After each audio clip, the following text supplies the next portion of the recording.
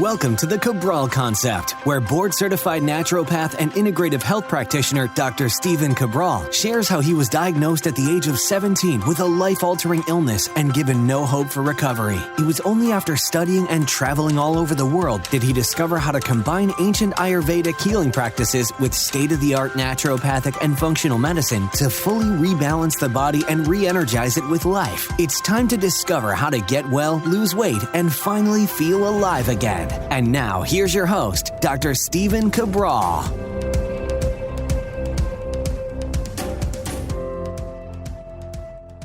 All right, everyone, we are back. Brand new episode of the Cabral Concept and a brand new case study. Today's case study, I want to go over what happens to many individuals under chronic stress, and specifically if they are stressed and they are skipping meals. So again, I'm not saying to you that you are necessarily one of these people, but I can share with you for sure you're able to find out and what happens if you are producing larger amounts of stress hormones, and what happens then to all your great hormones such as estrogen and progesterone for women, and even testosterone for women as well, and testosterone for men. So let's go over that. So what I want to share with you first is the actual lab, and then I would love to share with you why this happens inside of the human body. So if you want to see the lab, you can head on over to stephencabral.com/2588, or just tune into our YouTube channel, and it's just my name, Stephen Cabral. That's Stephen with a PH. So what we have here is a 43-year-old male. I took out I just redacted the entire lab. You'll see it was obviously a recent lab. And this is someone who's in great shape. They're at a great weight and healthy BMI. Like, everything's good, right? So this is interesting though, because when we look at their lab, and again, if you're not watching this on video, no problem at all. I can just talk you through it as well without seeing it. They ran this lab just like they do every year. So every single year, they run their big 5 labs. And one of the big 5 labs is the stress, mood, and metabolism. Well, here's the thing. A year ago, they ran it and they had cortisol in the morning of 7.4. Now, it should be between a 6 and 9. So 7.4 is perfect. Their cortisol at noon last year, right before lunch, it should be between about a 1.5 and a 2.5. They were 1.5. Cortisol in the evening, right before dinner, should be somewhere around a 1 to a 1.5. They were 1.9, so a little bit up there. And then at night, you want it between a 0.4 and a 1, and ideally you want it more like 0.4 to 0.6, and they were 0.6. So their cortisol last year was a total of about an 11, and you want your total cortisol output for the day of between like a 9 and 13. And so they were perfect, right? They had done the work. Trust me, like, this person's been working with me for years. No more autoimmune issues. I won't go through all the different issues of this individual, but they're a healthy, happy individual, and now they're doing some really advanced, what you might call biohacking-based work. So what we do every year is, no matter what, even if they're feeling well, we still run those big 5 labs. So we ran their big 5 labs, and lo and behold, we saw estrogen. So I'm going to take you through the whole thing right now. So their estrogen was a 1.5. For men, we really want it between 0.5 and 1.2. I don't want it to get up to the 1.5. This person has a history of converting more testosterone to estrogen, which can lead to more weight gain, water retention, puffiness, more for men, and sometimes lower mood. Their progesterone was a 77. Nothing wrong with progesterone as a 77 for men, but typically we're looking at that sub 50. Their testosterone, here's where it gets interesting. Men in their 40s, I want that testosterone between 90 and 110. No lower than 90, and typically 110. Now, some people's might be higher. That's the limit naturally, like right around there. Again, I work with men. Some of them are 120, 130, 140 in their 40s. Like, that's okay. But we know normal is between 90 and 110. By the way, this is a saliva-based hormone test, all right? So saliva-based is different than your blood work at your PCP. This shows free hormone, and that is what's most important, actually usable hormone, right? Okay, so their DHE, this person's DHEA, I wanted above a 6, and they were an 8.8. Okay, so these look pretty good. The problem was their testosterone was a 69. So their testosterone is a good 30 points lower than I want it, right? I want them 90 to 110. And too much of that testosterone is converted into estrogen. I'll share how that's happening in just a moment. Now, here's where it gets more interesting. Their cortisol, it was normal a year ago. Now they're at a 9 in the morning. We want it 6 to 9, right? So that's right at that top end. Cortisol should not be higher than really a 2.5 at noon. It's a 4.1. Cortisol in the evening should not really be higher than at maximum 1.5. Really, that's what I wanted at. This person's a 2.9, right? So they're double, like they're basically double all of these. And then, except for their AM morning one, and their cortisol in the evening should be 0.4 to 0.6 max, and they're a 1.4. So now here's the interesting thing. This person feels great. They sleep well. Everything is good. All of their wearable devices look good. The problem is, and I asked this individual, everything looks good. What is going on? And they said, well, and so just a lot of back and forth. What's changed? I always ask for the different variables. Unbeknownst to me, because again, like I'm not there to try to control my clients' lives. That's not what I do. I help them maximize their life, their health, their happiness. I'm not there to control it. I'm there to work with them and however they see fit. So this person has started skipping breakfast, and they started doing an AM walk, which nothing wrong with that. That's great. But then also an AM workout, sauna, cold plunge, and then not eating until after that. Now, what we have in a year, or again, they just started this over the last couple months, so it hasn't been that long, but now you see this elevated cortisol throughout the day. And so I shared with them, your total now, let's add it up, 13, 3 more, 16, 17.5. So that the total output of units per day, nanograms per milliliter of cortisol, is 17.5. We don't want it higher than a maximum of 13 for the day. So they're producing a lot of cortisol. All right, you might say, well, why does that matter? Well, cortisol is a stress hormone. Obviously, it is reacting. Typically, cortisol will react to mental, emotional pain, anguish, right? Physical pain, injuries, a lot of caffeine or stress on the body in any way, shape, or form. Could be inflammatory stress, could be anything like that. Well, this person's stress, since they're feeling well, they're doing well, is the fasted workout. They are not a big kapha-based body type. They're a leaner body type. And what they're seeing now is an overproduction of cortisol, the stress hormone. So we were wondering why we sometimes saw a little bit of a fasted, elevated glucose level. Well, now we know. This stress hormone, cortisol, is producing more, well, it is a glucocorticoid, producing more breaking down of glycogen, stored sugar in the liver, leading to then elevated levels of glucose, oftentimes without even needing all those extra carbohydrates. So, but the bigger thing with this individual was they didn't find themselves able to put on as much muscle, keep as much muscle on, and now we know why. This person's testosterone, we've run it on a different lab. It isn't half, I shouldn't say that, but it's only 2/3 of what it was a year ago. And when we're looking at this, we say, well, this person should just start using testosterone replacement therapy, but that's actually not the case at all. Because if you were to use testosterone replacement therapy, it would be more of a conventional medicine pharmaceutical approach rather than figuring out the underlying root cause. And my goal for you is to always, listen, you can take TRT if you want, or you can take estrogen or progesterone or whatever it is that you want, but know why. And there's an underlying root cause. This person could just keep on keeping on, just run their testosterone with a functional medicine doctor, and they're like, oh, it's low, okay, we're just gonna put you on TRT. But they never would have known that their current lifestyle is actually producing too much stress hormone, which can then lead to what? Well, eventually neurodegenerative diseases like maybe Parkinson's or MS or autoimmune issues from the stress like rheumatoid arthritis or AK or AS, I should say. Or what about Alzheimer's, right? Like all of these things matter. And so my goal is to say, what I want you to do is understand that although intermittent fasting, I'm a huge advocate of it, how much is right for you? Like that's the bigger thing.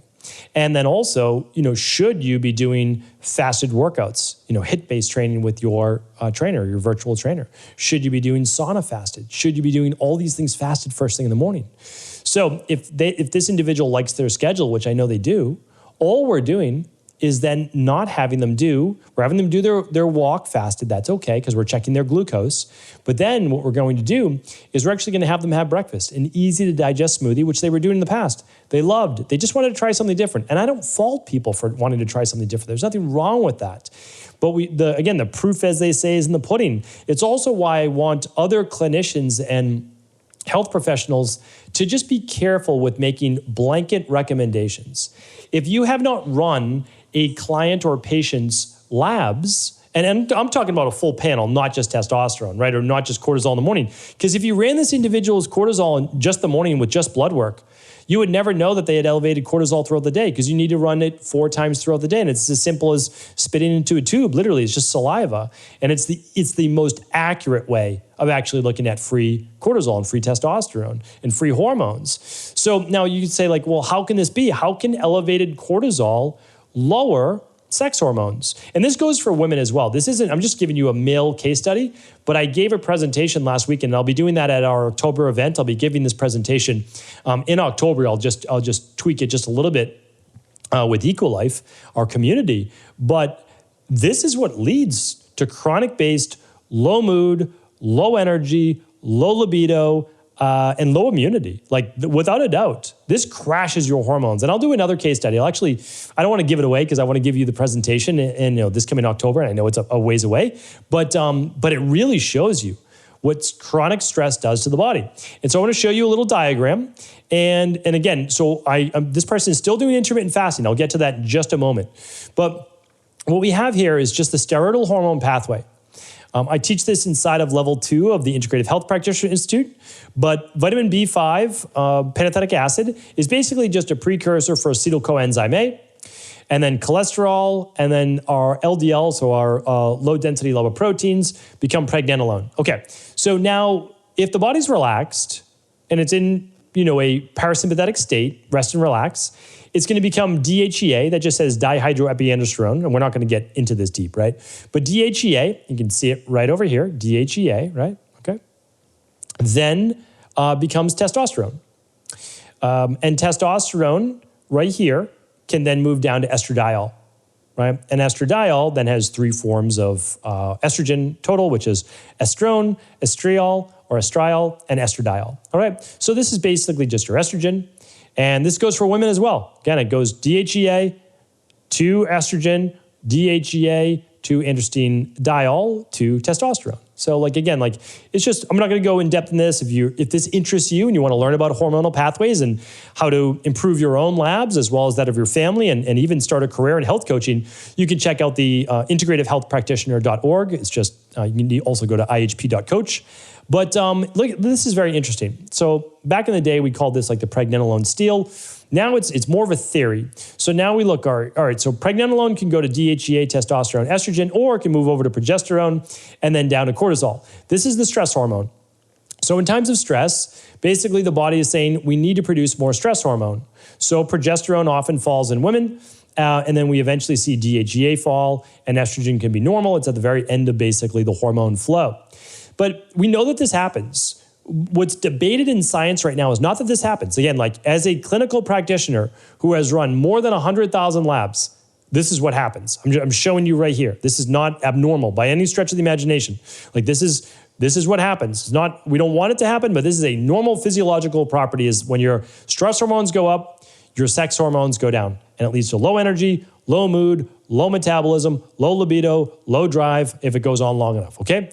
And then eventually low immunity, inflammation, and it can lead to other issues as well. Okay, so that's basically one part of disease pathology. Now, the other part though is we can either say that basically the hormone is being stolen to make more cortisol, or the body is simply shutting down a lot of the non-essential properties under greater levels of stress. And so again, whatever theory is correct does not matter. The end result is exactly the same. When cortisol levels go up, sex hormones over time go down. Initially, they can all spike. Right? Again, we teach that. That's more the alarm phase of stress. But chronic stress literally destroys the metabolism, slows resting metabolic rate, as I just showed in the Biggest Loser study just about a week or 2 ago. And I invite you to check that out as well. But this is important. I mean, this is real things to look at. And this is why I invite you, if you are thinking there might be an issue with your overall metabolism or energy, this is just one lab. It's called the Stress, Mood, and Metabolism Lab. I can link up to it today. If you go to stevencabral.com/2588, you can run the lab yourself. But also it's part of the Big Five. And that's something that you should really run every single year, regardless of blood work. Blood work is amazing to run, but it does not show you the underlying root causes of what may actually be leading to any of the symptoms you're feeling. And again, even in a healthy individual, I run my Big Five labs every single year. I run them every March.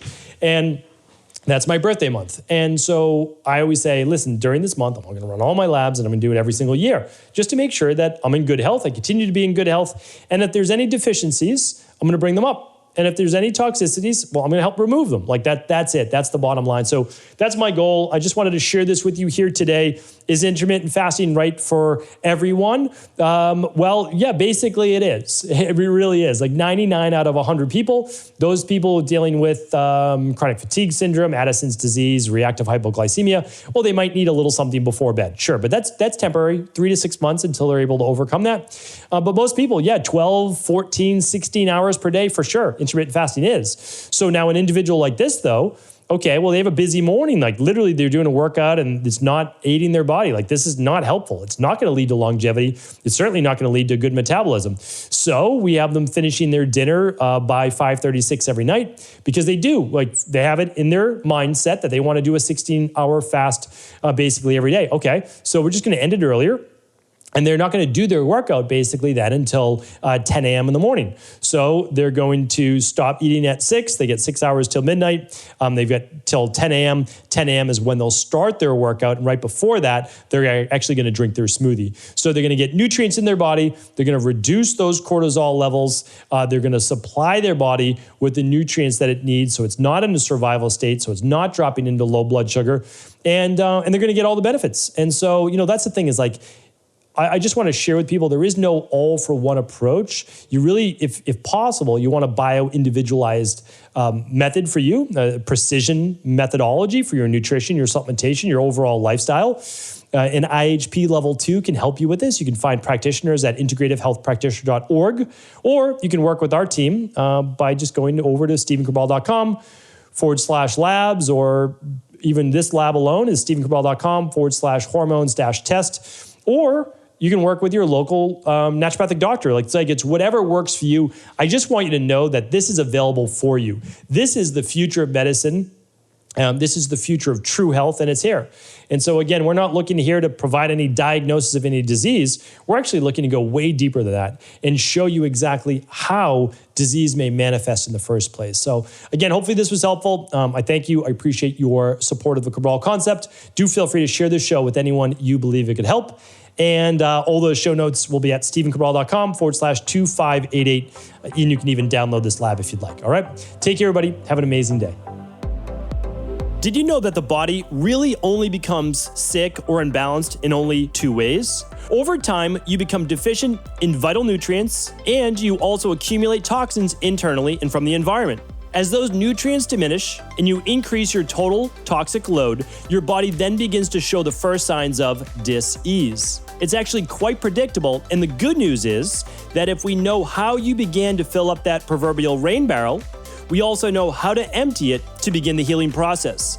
I was fortunate enough to learn this ancient healing process from my mentor after suffering from debilitating diseases for close to a decade.